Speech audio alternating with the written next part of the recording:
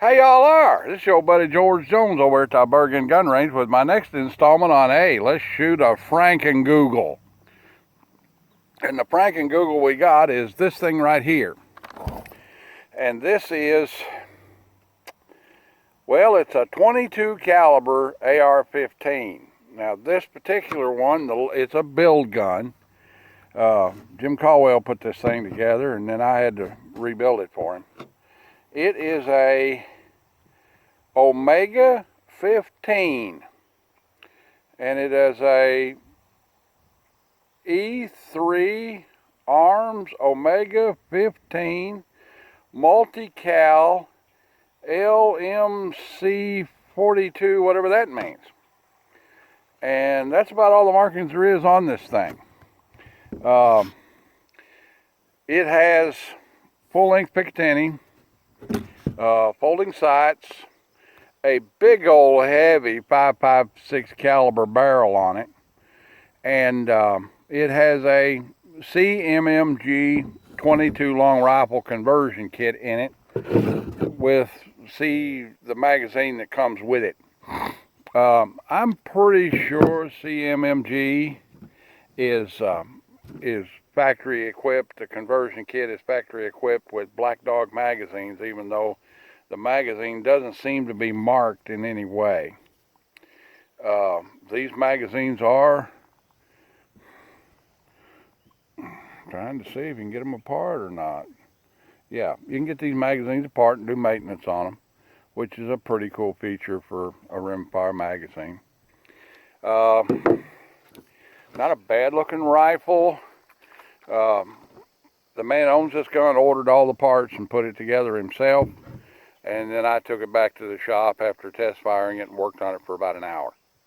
And I think I've got it where it needs to be. I don't have a paper target up to do an accuracy test with, so what we're going to do is we're going to shoot at some steel targets with it and see if we can hit anything with it and see whether or not it really works like that. Now, it's not been zeroed. It's a cold gun to me. I've never shot it, but well, I shot it from the hip about 2 hours ago just to make sure it would work. We're running, what do we got here?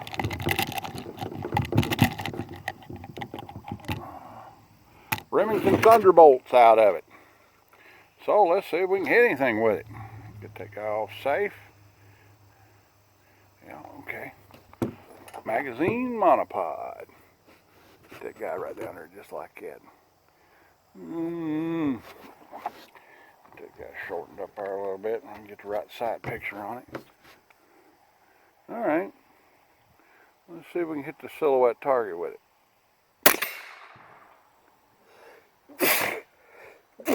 Yeah, we can get the silhouette target with it.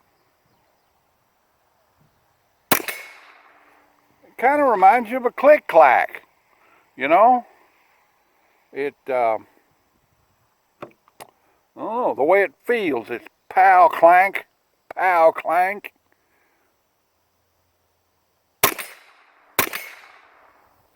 Alright, let's go down here and shoot a smaller target. That 4x6 swinger below the silhouette.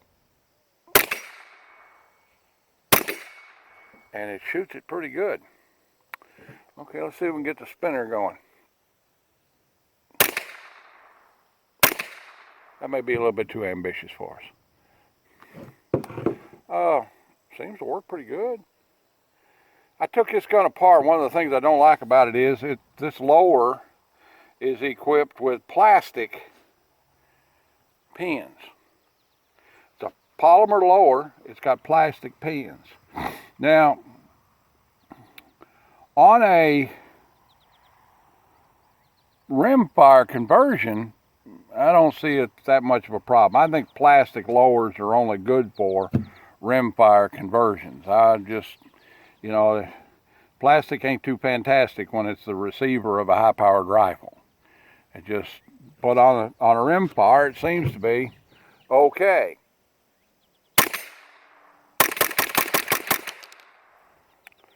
And this guy works good. No fouling problem there, but it seems to it seems to work pretty good. Of course, the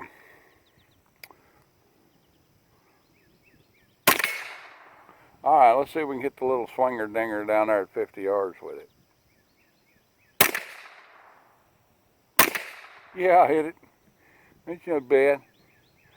It's no bad at all. Whoop, seems like we're out. Bolt hold open, magazine follower shows when it's empty.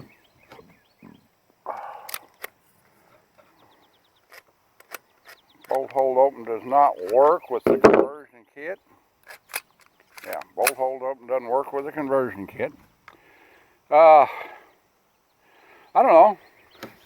I think it created a pretty good little gun there for a kit. Of course, the real thing here is the CMMG conversion kit. You know, a lot of conversion kits over the years didn't work. The Colt conversion kit, I never could get one of them to work right. I think the center, Jonathan Arthur's center, he may have gone out of business. There is some talk about it becoming CMMG, but I don't know. But I do know that this setup is from CMMG, and it works with cheap 22s. So I'm pretty happy with it. Got a pretty good little rifle they put together here. What I shoot a polymer. A lot of people shoot polymer guns. A lot of people shoot polymer lowers, but I'm like, not me, buddy. There's a lot of torque on that thing. I just don't trust it. And I've replaced over the years, even back in the Bragg years, you know, guys would come in with those Omegas and so forth, and I would take all the parts out of their gun and put it in a different lower, you know, a different lower, Anderson or a Double Star or something like that. We'd get them a lower, and I'd change their gun over for them, and basically, if they didn't want the old lower, I'd just demill it and throw it in the trash.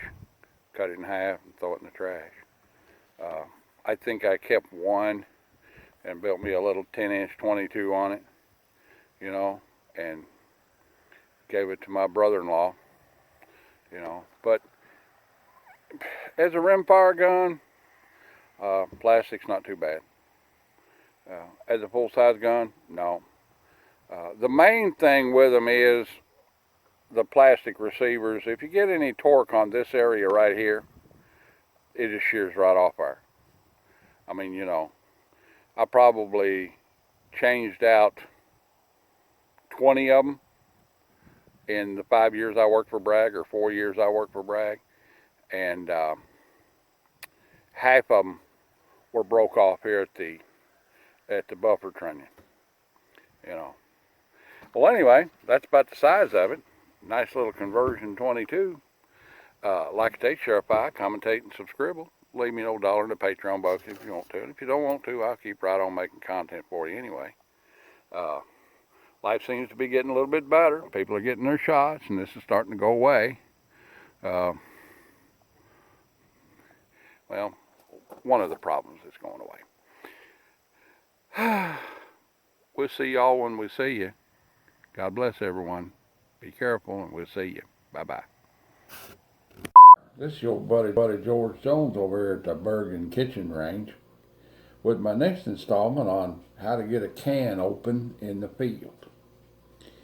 So, one of the ways you can do it is with the best little can opener that was ever invented. That's this thing, the P38. Now this is the little P38 that typically back in the day came in cases of C rations. The P38 is a World War II invention, and it basically came about by individual soldiers injuring themselves trying to get ration cans open with knives and beating them open with a claw hammer and any other way they can figure out how to get it open. So the the War Department came up with this thing. And it's a very simple little can opener, and it's not very big at all. And the way this guy works is, you've got that notch right here. Okay, and that fits in the bead of the can around the top.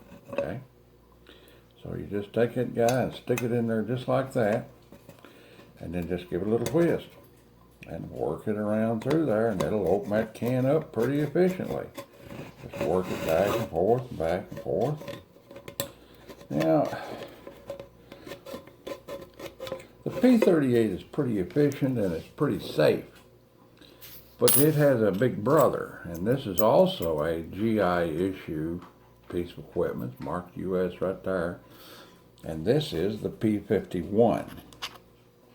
So, and it give you a size comparison here between the P51 and the, okay, so it's a little bit bigger. And it works a little bit more efficiently because you have a little bit more leverage, a little bit more gripping surface. And you can just do a go-to-hell job of getting a can open with this thing. And it doesn't matter if it's a number 10 can, you know, or one like this, a number 3 can.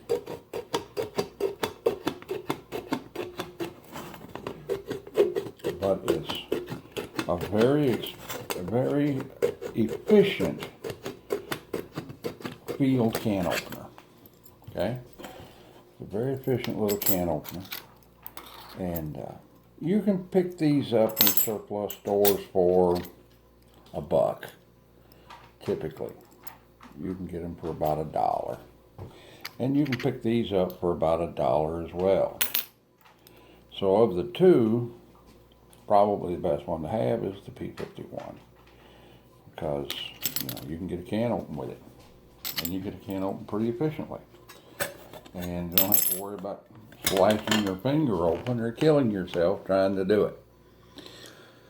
Well, all right then, there's a lot more ways to get a can open besides using a can opener, and we're going to start talking about those in the next installments. All right then, we'll see you.